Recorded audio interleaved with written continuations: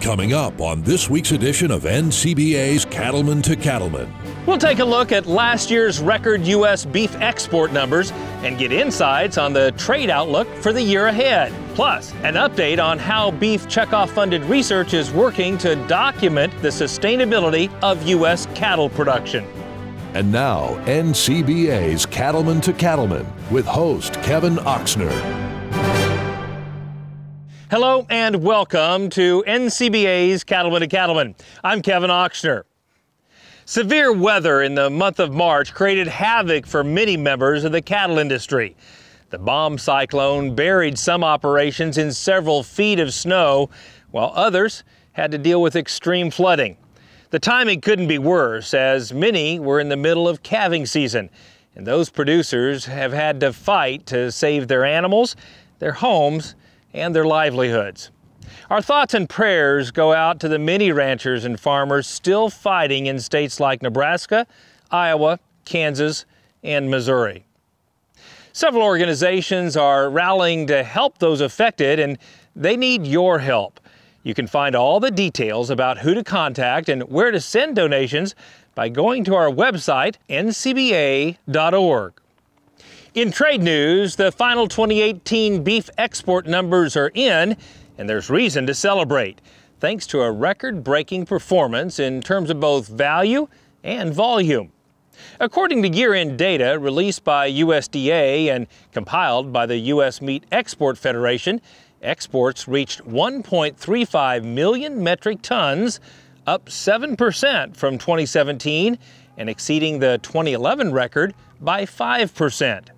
Export value soared to $8.33 billion, breaking the 2017 record by 15%. Beef exports were valued at more than $323 per head and accounted for 13.5% of total beef production in 2018, both record levels. The top foreign markets for U.S. beef last year were Japan, Korea, and Mexico. So where do we stand as we look to continue growing U.S. beef exports in 2019? Let's find out in this week's Beltway Beef Spotlight. Well, 2018 was a great year for U.S. beef exports. We set new records, especially with sales into Asia. Our global exports totaled $8.3 billion for 2018. And that was a significant increase from the $7.2 billion in 2017. It's clear that there's strong demand, especially in the Asian market, for U.S. beef. But the question is, how long can we remain competitive without trade agreements that level the playing field? Our lead export market was Japan, where we saw over $2 billion in sales. That's about 25% of our total export sales in one market. The problem is we still have a 38.5% tariff in that market. And unless we can address that through a bilateral trade agreement, then we could see our market share start to decline, not only in 2019, but especially in the years to come. That's why it's really important for us to continue to prioritize a bilateral trade agreement with the Japanese. But Japan's not the only market that we're paying attention to. We saw record sales in Korea, and we're going to continue to see a lot of growth there because we have a free trade agreement that gave us a competitive advantage over the Australians and the other competitors seeking more market share in the Korean market. Meanwhile, here in Washington, we're going to continue to focus our efforts on the ratification of the USMCA, or the U.S.-Mexico-Canada Agreement, also known as NAFTA 2.0. Ncba strongly supports this agreement because it's a continuation of the successful terms that we have enjoyed under NAFTA. Under NAFTA, we enjoy duty-free, unrestricted access to both Canada and Mexico. And because of that, we've developed those markets into billion-dollar markets. We've spent 25 years developing very lucrative client base in both markets, and we want to continue to enjoy that success. The only way we can do that is the ratification of the USMCA. So we need you to call your members of Congress and ask them to support the USMCA. Want to stay on top of the issues in Washington? Just follow the Beltway Beef feed on Twitter for all the latest updates. And if you're an Ncba member, you'll receive the Beltway Beef newsletter, a weekly update straight from the Ncba team in Washington, D.C. Isn't it time you joined Ncba to be a part of the fight on trade issues and other policies that affect the beef cattle industry? Just call 1-866-233-3872, or you can visit the website ncba.org. For years, America's beef producers have been leaders in the area of sustainability. After all, land stewardship and best management practices go hand in hand with a successful long-term cattle business. We asked cattlemen and women from around the country to tell us what sustainability means on their operations. Sustainability is getting to be a hot topic. We're trying to see what does that actually mean. Is that a sustainable environment, or is it actually a sustainable rancher? And sustainable is a balance of many factors, and one of those factors is we do need to keep these farmers and ranchers in business.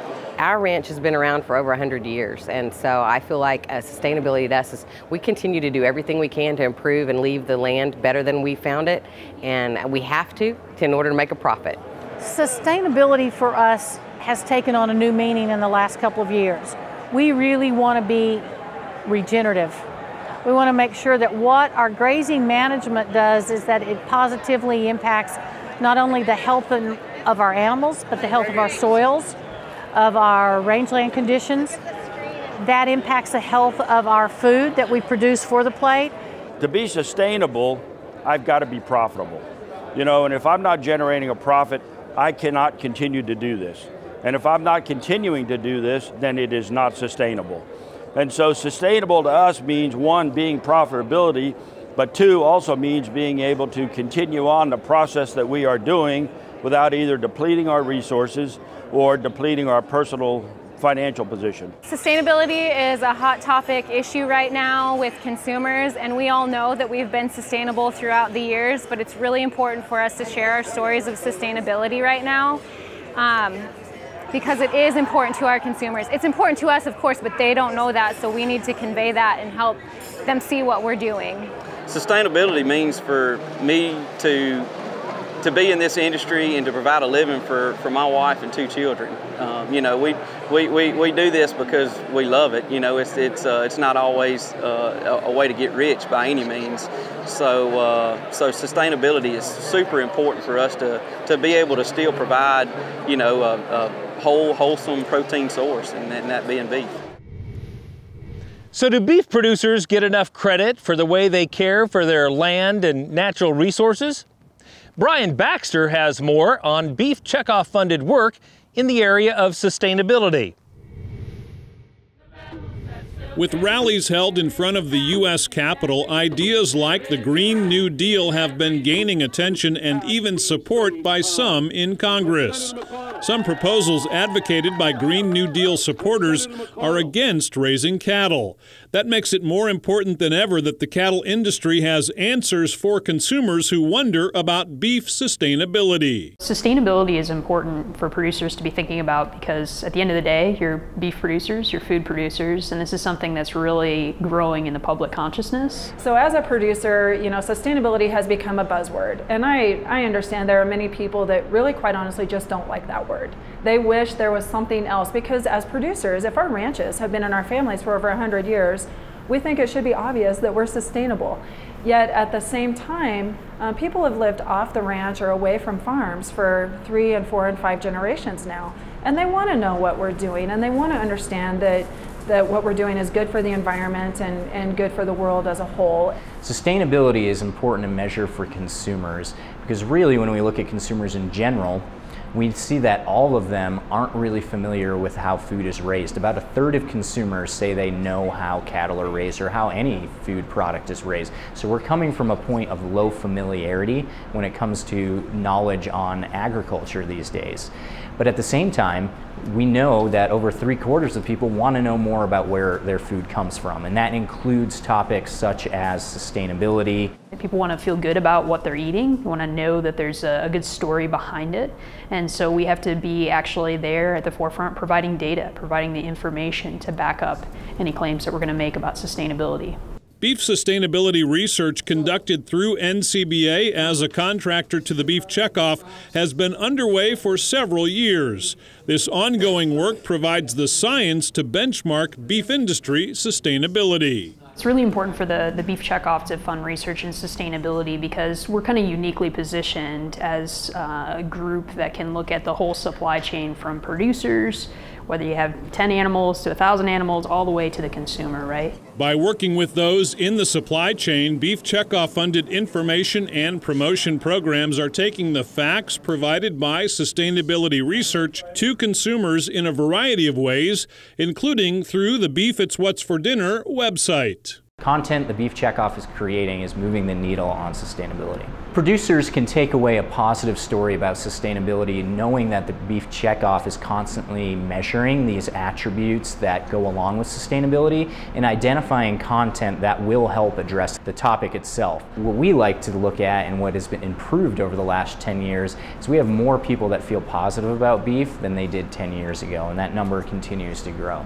And now that we're finally able, through research and through investments of checkoff dollars, to be able to set a baseline and find ways to show practices and improvements that are taking place, then that generation of folks will be more comfortable in allowing us to continue doing what we do on our operations that we think we've been doing well for a long time, but they understand it better, and that's important.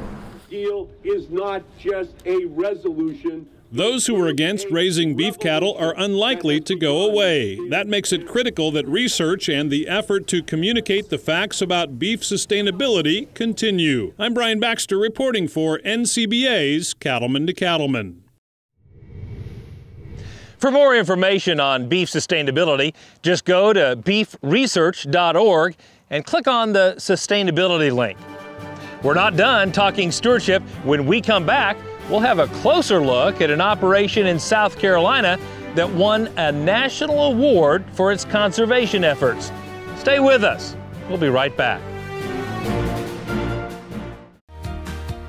Saddle up and make your way to Denver, Colorado for the 2019 Cattle Industry Summer Business Meeting. This is your chance to stay up to date on beef industry trends and policies. Meet with industry leaders and your fellow cattlemen and women. Plus, you'll get insights on hot topics at the Issues Forums.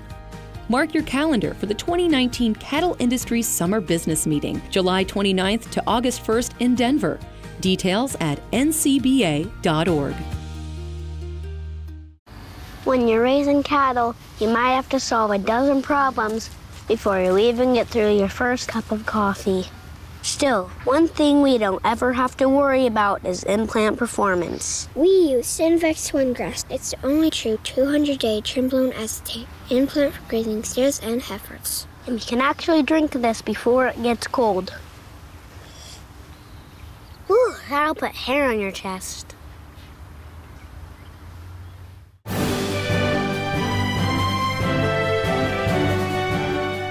We're coming to you today from Yon Family Farms here in South Carolina, a great operation that has won awards for its stewardship efforts. Cattleman to Cattleman reporter Kate Maher joins us with more on the Yon family. Thanks, Kevin.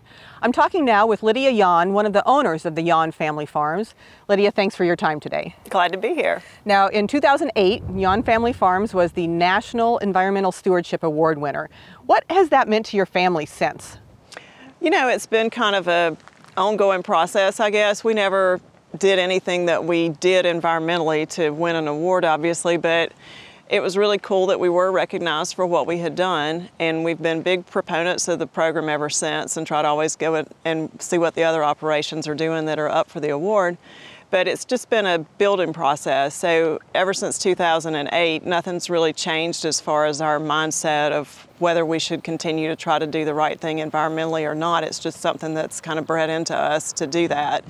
So we're continuously putting in heavy use areas and doing things for erosion control and watering areas and feed roads, just, you know, a lot of things that have made not only the farm more environmentally sound, but have been smart for us from an economic standpoint too, from a labor standpoint. It's just been a win-win situation to do the right thing as far as taking care of the land. Yeah. And sustainability and stewardship sort of go hand in hand, and of course sustainability is a big topic pretty much in all industries, but especially the beef industry now. How do you find that some of your stewardship efforts might help you be more sustainable, or what does sustainability mean to you here on the farm? You know, it's interesting. Sustainability wasn't even a word that we thought about a whole lot until it became such a big topic in the beef industry and the food industry as a whole a few years ago. Sustainability to us is not doing anything that we weren't already doing. It was just that the general public maybe didn't realize that we were doing things that were sustainable. I mean, so much of farming and agriculture are multi-generational operations, and so a lot of times I think the components of sustainability that we talk about are the environment and taking care of your community and your land and your animals. But another big part of it is also taking care of your business from a financial standpoint, because, you know, for us to pass this farm on to our kids, we have to be in business to earn a living. And not only are we doing it for the dollar, but we're doing it because it's the right thing to do, and we want to pass it down to our kids and leave everything in better shape than it was, you know, when we got it. That's just the right thing to do, and it's almost like second nature, it seems like to us, because I saw my parents do it and other cattlemen all have that mindset, but folks just don't know until you tell them. And you bring up a good point about sort of the general public and the consumers maybe not knowing and are driving a lot of this conversation and talk about sustainability and our farmers and ranchers sustainable. What would your message to other producers be as far as telling your story and letting people know that we're sustainable? How important is that, knowing that a lot of our consumers don't understand what we do? You know, I think that once again, that's the thing that we have to realize is also part of our job. First of all, if the general consumer doesn't want to eat beef, who are you going to sell your product to? So that's the no-brainer. But the other part of it that's really hit home with me as my kids have gotten older, gone to college, and become young adults, is that so many of the folks that are purchasing our product, it's not that they want to make us out to be bad guys at all. It's just they don't know what we do. So I think the fact that we not necessarily accept their ideas as being right, but as being valid. And, you know, that doesn't mean we're always going to agree with their perceptions or their thoughts about our industry, but that's where it's important that we're willing to explain our situation and why we do the things that we do and why they are sustainable and environmentally sound. And I think that we all should be willing to do that. And sure, it's time consuming and not always the funnest thing we're going to do on the farm that day, but it's something that we all should take responsibility to do. Yeah, and make us all sustainable for the long run. Exactly. So it's been a true honor and privilege to see your operation. Thank you for allowing us to be here. Thank you. Kevin, we'll send it back to you now. Thanks, Kate. Now, if you have questions about sustainability research or need facts to help answer consumer questions, go to beefitswhatsfordinner.com and click on the Raising Beef tab. Still to come on Cattleman to Cattleman, we'll introduce you to an award-winning feed yard in Oklahoma that's demonstrating the best BQA animal care and handling principles. Don't go away. We'll have more right after this. When it comes to the beef business, there's no room for gray area. The decisions being made in Washington affect the future of the beef industry, the livelihood of your fellow farmers and ranchers. Your National Cattlemen's Beef Association knows there's what benefits cattlemen and there's what doesn't. To us, it's as clear as black and white. Visit joinncba.org to learn more. Run with us on a John Deere 3E Series tractor and add an attachment or two. Because it's time to turn this land and everything on it, as far as the eye can see, into your land. Nothing runs like a Deere. Run with us. Search John Deere 3E Series for more.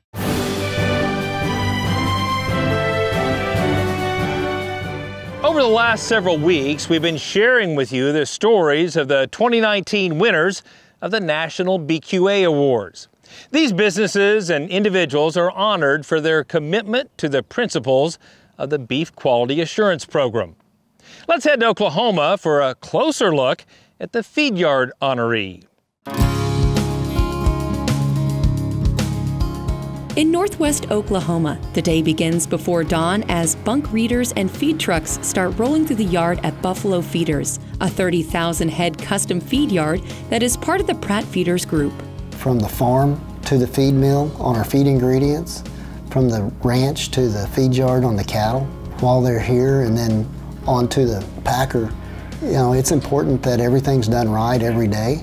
The focus at Buffalo Feeders is on individual animal care. They use comprehensive animal ID tracking and a complete record-keeping system to track the health and progress of each animal from their arrival at the yard until they are loaded out. When we process those cattle, they're each given an individual identification so that we can track that animal individually the rest of the way through the feeding period. We're trying to provide and deliver a wholesome product all the way through, starting from when the cattle get here to making sure they're maintained and fed, clean pens, clean water, all the way through. The team at Buffalo Feeders has been quick to adopt new technologies to improve animal care and performance. For example, the feed trucks are guided by GPS, ensuring each pen gets the precise feed ration called for each day. We have about 9 specific different rations that we feed each day. We produce somewhere around 875,000 pounds of fresh feed every day. That feed's delivered 3 times a day, starting at 6 a.m. We're usually finished by 3 p.m. in the afternoon. Every feed bunk has a GPS location on it. The trucks are GPS located. If the truck's not in front of the right pen, it doesn't feed the cattle. So the technology advances has made it easier for us to make sure we're doing things right every day. At Buffalo Feeders, they walk the pens every day to check on each animal, and every employee is trained and certified in the handling and care principles of the Beef Quality Assurance Program. Beef quality assurance is really important here at Buffalo Feeders. That's kind of our element, that's kind of our key. We use it in every aspect of the feed yard. I think it helps provide just a level of assurance that the beef that we consume is safe and wholesome, and that there's a standard, basically a standard operating procedures of how to do things right every day on the ranch and at the feed yard.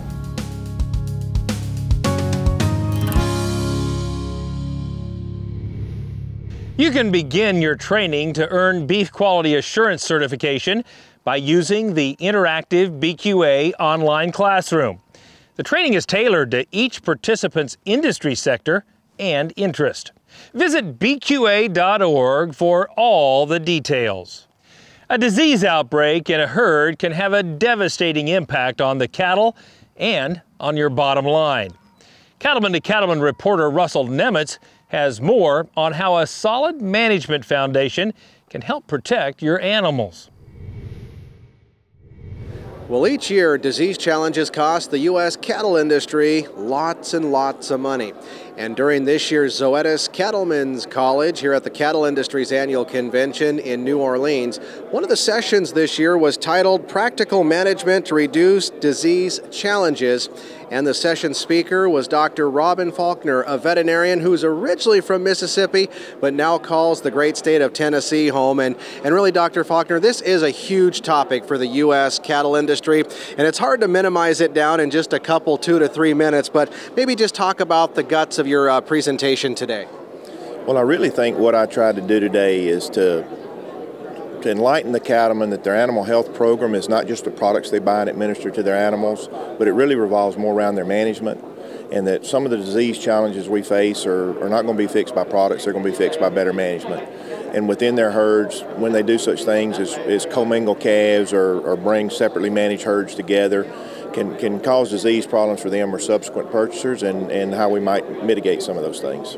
You know, when we look at tackling some of these disease challenges out on our cattle operations across the country, I mean, how important is it, too, to maybe start thinking about some new innovative techniques out there, some new tools in the toolbox, if you will, to address these disease challenges, other than what we've been doing for generations? Yeah, I think when we look at a consumer that's going to expect more from us as far as animal welfare, which health is negative on that, and less antimicrobial usage, which we've kind of leaned on in the past as kind of a baling wire and duct tape patch on some of our health issues, we're going to have to get innovative in products, but in our management and in what we do with cattle. We can't continue to do what we've always done and not expect those same results, which are not the results that the future will accept. Well, and seriously, I mean, these disease challenges that we're facing out there on these cattle operations, I mean, if folks take a step back, if they don't already know, it's hurting them in the pocketbook at the end of the day. Absolutely, and that's we fuss a lot about how profitability is divided in our industry, but I can tell you that disease losses, no one pockets that money. So that money's just gone. And so it's the easiest place for us to all agree that if we can do better there, we're all better off for sure. And last question for you, Doctor. I mean, how important is it for these cattlemen and cattlewomen to, not be afraid to stop in at their own local veterinarians and ask questions? There's really nothing more important than surrounding yourself with good people that can help you get where you're wanting to go. And in your relationship with your veterinarian, who should be an expert on disease control, and you may have to educate him on what you're trying to do as a cattle businessman, but if you can sync together and get on the same page, that can be one of the most fruitful relationships a cattleman has. Absolutely, and some well-sound advice. Thanks for being with us today. Thank you very much. Have a great convention. All right, Kevin, again, today we've been visiting with Dr. Robin Faulkner, one of this year's session speakers at Zoetis Cattlemen's College here at the Cattle Industry's Annual Convention and Ncba Trade Show here in New Orleans. With that, we'll go ahead and send it back to you. Now, if you were unable to attend Cattlemen's College in New Orleans, or if there was a class you missed that you wanted to see, the good news is all the sessions were recorded and are available for viewing online. Just visit ncba.org and click on the Producers tab for all the session details and pricing. Still to come, we'll discuss some steps you can take this grazing season to help maximize your forage base. Stay with us. We'll be right back. At Case IH, we believe it's our job to provide you with solutions. That's why our Farmall and Maxim tractors, as well as our tools and attachments, are designed with you in mind. From mowing to baling to loading and more, we're here to help turn your to-dos into to-dones. At Case IH, we'll keep your days running smoothly with equipment that's durable, versatile, and highly efficient. No wonder farmers are more loyal to Case IH than any other brand. Visit your local dealer or go to caseih.com/livestock for more.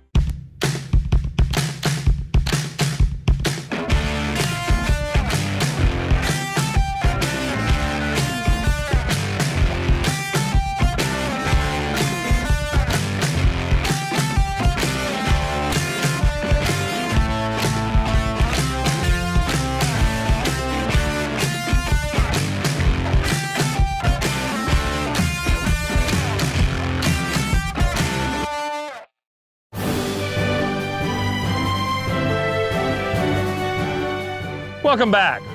Graze forage is the cattle producer's lowest cost feed source. And when weeds get in the way, you need quick and reliable solutions to deal with the problem. Here's a look at ways you can improve your pastures, grow more grass, and maximize your profit potential. When we start to break down the economics of cattle production on pasture, pasture is the cheapest source of energy that we have for cattle production. Most estimates that you see from universities will say that grazing an animal costs about 45 cents per head per day, and that pales in comparison to the cost of stored feed for supporting that animal. So forages, they're the base of our operation. They're the key to our economic success. So any type of management that we implement that's going to improve that production, whether that's weed control or fertility, is going to help us save money at the end of the season. So when I'm talking with cattle producers, I always try to stress to them to have the mindset of a row crop producer. When you ask a row crop producer questions like how many bushels do you produce per acre, what are your break-even prices per acre on a particular crop, or even what is the management required to maximize that production per acre, they can usually tell you. In the cattle industry, it's kind of hit and miss. Some producers can tell you what their pounds of beef produced per acre would be for a particular year, or what is their break-even price, but not everyone thinks that way. A lot of producers, when they're looking at managing weeds in their pastures, they look at mowing as one of their first lines of action. A lot of the economic data would indicate that one mowing may cost as much or more than one application of herbicide. Now the big difference comes in is the length of control. When you apply good soil residual herbicide, you're holding out those weeds for several weeks, maybe even months. To be really effective in weed control with mowing, you would have to mow very timely 2 to 3 times per year over a period of years before you exhausted some of these perennial weeds that we have in our pasture. So the simple choice is to go out with a good herbicide, a good residual herbicide, get control of those weeds and save yourself the time and the money to get those under control. When producers are looking at investing in their pastures this year for more productivity and they're considering making herbicide applications, one thing that they can do is look at treating that fertilizer with products such as Grazon Next and Chaparral. And this allows us to do a couple of things. One, get that fertility out there and that weed control at the same time, which means that we're only paying for one pass across that pasture. Fertilizer applications are made a little earlier in the year, and so we're getting on those weeds a little quicker to get control. So combining our soil fertility improvements in the field or in the pasture with our herbicide applications has a huge benefit on the producer. So a piece of advice that I would give a lot of cattle producers, especially after having a lot of environmental stress on our pastures, is to get out early and to start to scout those pastures and look for what weeds are beginning to break. Cattle producers they're not oblivious to the weed pressure that are in their pastures from year to year. Usually the species don't change much, but getting out and making a decision early on getting control of those weeds is much cheaper than waiting to the last minute and making an application.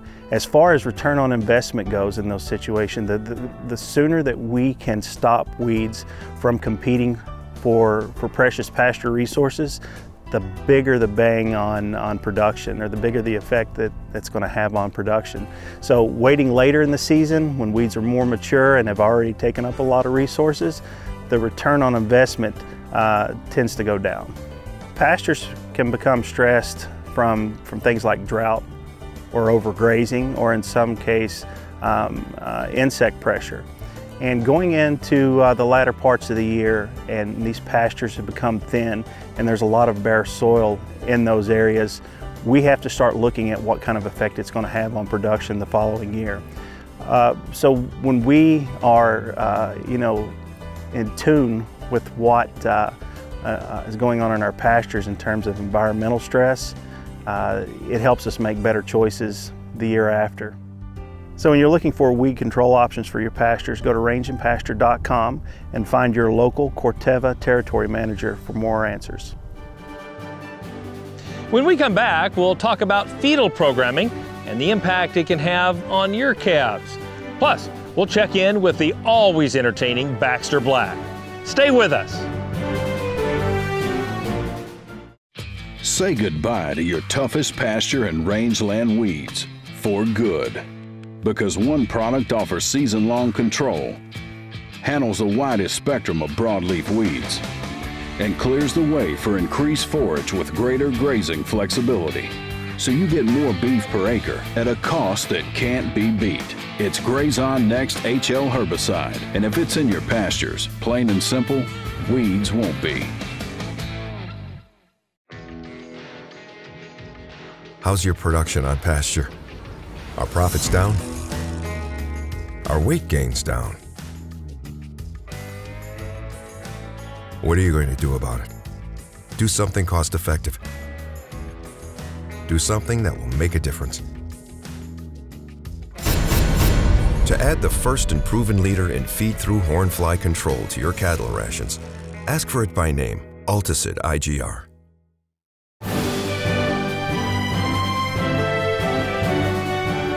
Fetal programming is a fairly new concept in the beef industry. Matt Fleck takes us inside a recent class that offered insights into this growing area of interest. An emerging concept in beef production is fetal programming, which is also known as developmental programming. A recent Cattlemen's College session on the subject explained how the nutritional deficiencies a calf experiences during gestation can have a negative influence on its long-term development. What we wanted to really do was to take a kind of a wide sweep at some of the research that's been going on in this area of fetal or developmental programming. And we know that a lot of that work has been going on in cattle for probably the last 10 to 15 years, but really try to bring that together for producers, both research that we've done and research that's gone on and with our colleagues in other parts of the country. The idea is that lifelong performance is pre-programmed even before calves are born. Research indicates that the quality of nutrition a cow gets throughout pregnancy can impact her calf's health, performance, and carcass traits. So it's recommended that farmers and ranchers maintain a level plane of nutrition for the cow in all 3 trimesters. I think it really starts to get people thinking because, you know, as ranchers, you have a lot going on at that cow herd all throughout the year. And there's time points that sometimes we just forget about. You know, that cow maybe has lower requirements or there just isn't as much going on that we think of developmentally. So I think this starts to maybe scare people a little bit to think that, oh yeah, I really do kind of forget about her and that developing fetus during certain time points. There's really significant developmental events that go on in that fetus early in gestation, at the midpoint of gestation, and in late gestation. And as a meat scientist, one of the points of gestation I get most excited about is that mid-gestation time point because that's really significant for muscle and fat development. Every step along the way in gestation are points that we need to consider and, you know, for lack of a better term, kind of keep ourselves out of the ditches to make sure we don't have any wrecks in terms of some of those phenotypic outcomes that we might be expecting. So is the concept of fetal programming a passing fad, or could it be a game changer in how producers look at cow nutrition? This area of fetal programming, it's extremely new. There's a lot of emerging research, and we're not quite ready yet to go out and tell you, you should change this or alter something in your operation to really affect a massive change. We really are kind of one layer deep in a lot of this research, so I think there's more that needs to come out before, again, we're ready to stick a stake in the sand and say this is what you should do to try to make that change. From the 2019 Cattlemen's College, I'm Matt Fleck, reporting for NCBA's Cattlemen to Cattlemen. Want to rewatch an episode of Cattlemen to Cattlemen or catch up on anything you've missed? Then visit YouTube and subscribe to the Cattlemen to Cattlemen page. You'll find the current week's show as well as a complete archive of our past episodes. Plus, you can watch valuable educational segments and producer profiles from all around the country. So check out and subscribe to the Cattlemen to Cattlemen page on YouTube. And joining us now is Patrick Driscoll. He's the program manager for the Certified Ag program within Ram Trucks. And Patrick, thank you so much for spending a couple of minutes today to talk about your program here. It's been 5 or 6 years now since you all created that Paul Harvey commercial on the Super Bowl that had us all in tears. What impact has that had on your business? You know, you're right. We joke around a little bit that time stood still for 2 minutes during the Super Bowl when that ad hit, and 3 things happened in that time. First of all, advertising executives fell silent. That never happens. Consumers wanted to be farmers, and that never happens, and farmers cried. We all did. And things have changed a lot since then at Ram Trucks. That was our promise, Kevin. We wanted agriculture to know we were going to be a serious supplier to the farm community and the ranch community. And what we've done since then is we've created the Ram Certified Agriculture Dealership Program and Ram Ag Pack. And those programs are designed to again fulfill the promise that we made to agriculture in that Super Bowl. Well, let's talk more about that. You have lots of logos on your shirt, representing the Ag Pack. Tell us what the Ag Pack is and how that ties to the Certified Agriculture Program. You bet. So it starts actually with the certified side. Okay. So a name that I know is well known in the cattle industry, Hadrick, yes. Troy Hadrick and Stacy Hadrick, involved with this program from day one. We all worked together to create a training program. So in order for a Ram dealership to be a certified agriculture dealership, they have to go through training that we as farmers and ranchers created so that they know who we are. Yeah. They know how to service us as a supplier. Wow. Once that dealership becomes a certified agriculture dealership, then they can offer Ram Ag Pack. And what Ram Ag Pack does is it first of all starts out with special financing from Ag Direct, Farm Credit Services of America. So you can get financing on the truck right at the dealership with Farm Credit Services of America. So you can get an annual payment, a biannual payment, a quarterly payment, whatever the farm or rancher's cash flow situation is, sure. They'll create a payment plan to match that cash flow. Then you get the package of benefits that come from all all these things on the shirt here. That's fantastic. And so tell me some of the benefits that are involved. We were talking a little bit before, everything from seed to irrigation equipment, fencing supplies. What are some of the benefits people can expect? Well, Goodyear farm tires. We've all got tractors, doesn't matter what we grow. And Goodyear Farm Tires is one of our newest partners, $2,500. Wow. You don't have to have a minimum purchase. It's just $2,500 of Goodyear Farm Tires. You've got NK seeds, Syngenta, $1,000 toward NK corn or $250 toward NK soybeans. You mentioned the irrigation, Renke Irrigation, a big partner of ours, $1,000 toward a new irrigation system. Or if you've already got Renke on the farm, you get $500 in parts. Gallagher Livestock Equipment, a big partner of ours. The scaling systems, the ID systems, you get discounts on all of Gallagher's products just by buying a Ram truck from one of our certified agricultural dealers. Buy a Ram truck from one of those certified agricultural dealers. And so the obvious question, how do we find the certified Ram dealer in our area? Ramtrucks.com. There's an agriculture tab at ramtrucks.com, and you can specifically search for certified ag dealers, or you can go to ramagdealer.com. That's outstanding. Well, you are living your creed and living your promise. We appreciate the commitment you have to our industry. And obviously, this is one of the benefits that people get when they become a member of NCBA. Is that right? Absolutely. And we value every producer in this country, and that's what this whole program's about, especially our cattlemen. Thank you, Patrick. Thank you. Still ahead, it's time for a visit with our good friend, Baxter Black. So stay with us. We'll be right back.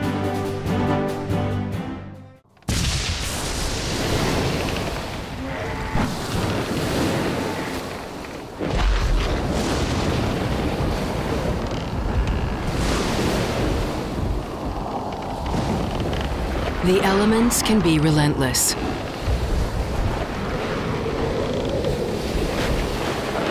Make sure they have respiratory protection to match.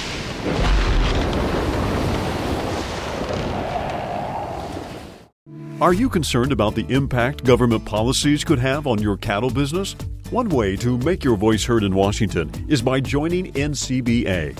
When you join, you'll have access to key policy updates and insights from Beltway Beef. It's the best way to hear directly from NCBA's DC team. Beltway Beef provides valuable policy information, and it's free for NCBA members. Stay in touch with Beltway Beef. Join now at ncba.org. Did you know that Prefert makes over 1,000 different farm, ranch, and rodeo items? And now, thanks to Prefert Direct, it's easier than ever before to get access to every item Prefert makes delivered direct to your local dealer. For more information about Prefert Direct, visit us at prefert.com. Prefert, America's #1 name in farm, ranch, and rodeo. When a new calf hits the ground, his clock starts ticking. A belly full of colostrum gives him his best odds, but if he doesn't get any, his time starts running out. That's when you grab a bag of Oxford Ag Colostrum in their patented feeding system.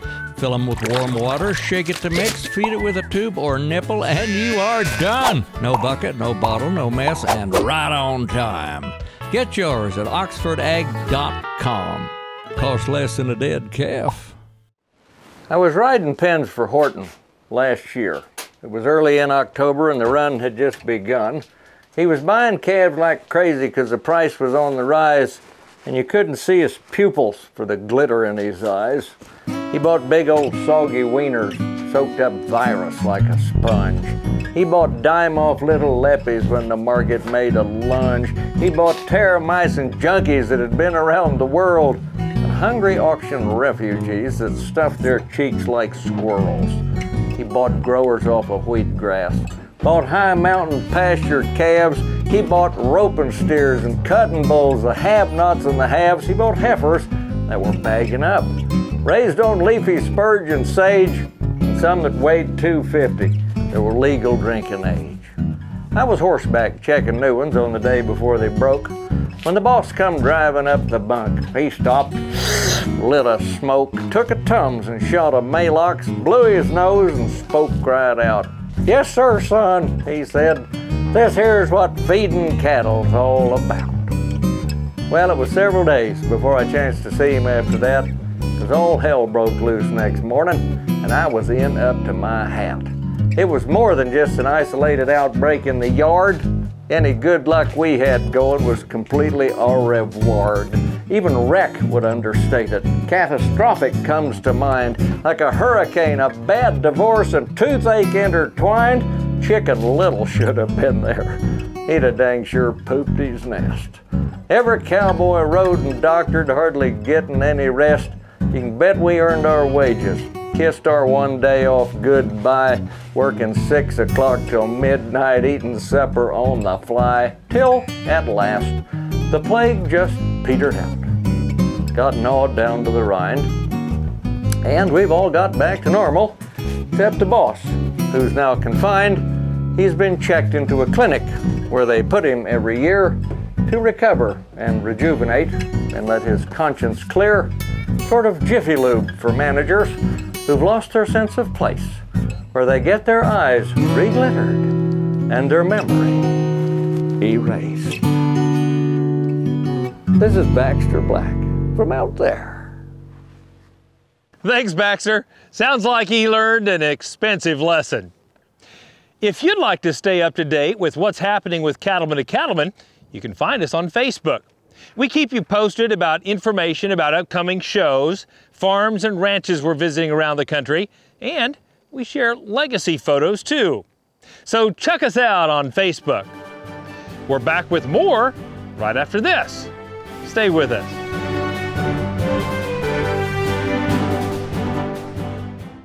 Deep in the heart of Texas, that's where the Cattle Industry Convention and Ncba Trade Show will be in 2020. It's the biggest convention just for cattle producers in San Antonio, a city with an amazing history that's packed with great food and fun. You can't miss it. So make plans now for the 2020 Cattle Industry Convention and Ncba Trade Show in San Antonio, February 5th to the 7th. Find out more at ncba.org. What does it mean to be an American cattleman? It means you have what it takes where it counts, on the inside. At Ritchie, we understand that. It's what's on the inside that defines us. We share the same values: ingenuity, commitment, sense of pride. These are the values that built this country. They're the values that built this company. Ritchie, proud to be a partner to the American cattleman since 1921. If you're connected with the beef cattle business, then you should like the Ncba page on Facebook. The Ncba Facebook page shares photos, news, and valuable information about the beef cattle industry. You can also follow the Ncba Twitter feed at Beef USA. So stay in touch with Ncba on Facebook and Twitter.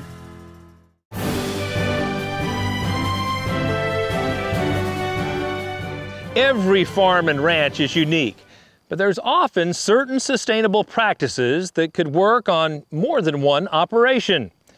Brian Baxter has more on a new program for McDonald's that helps producers share valuable information on sustainability with each other. At the 2019 Cattle Industry Convention in New Orleans, rancher Gary Price stepped on stage at the Best of Beef breakfast to be honored as one of the first McDonald's flagship farmers in the U.S.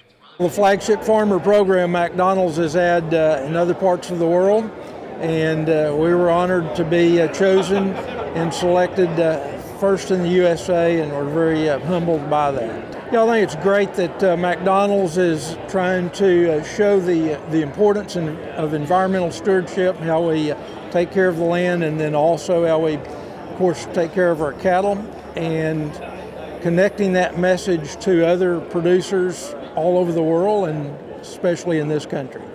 For more than 40 years, Gary and Sue Price have been working on their 77 ranch in the tallgrass prairie of Texas. Today, their son Gary Lee helps manage the land and cattle. In addition to the Price family, McDonald's also named Lyle and Garnett Perman of the Rock Hills Ranch in South Dakota as flagship farmers as well. Gary Price says the honor creates the opportunity to share the facts about the positive actions farmers and ranchers are doing out on the land. We're very taken back by the opportunity to work with McDonald's over the next several years, and connecting with other producers and seeing how we can spread the message of good stewardship and taking care of our cattle and taking care of our land. We like to think we're all in it together, and we need them and they need us. McDonald's commitment to beef sustainability is really all about ensuring long-term consumer acceptance of beef as a great protein for the livelihoods of our cattlemen, as well as, you know, for everybody else involved in the beef chain.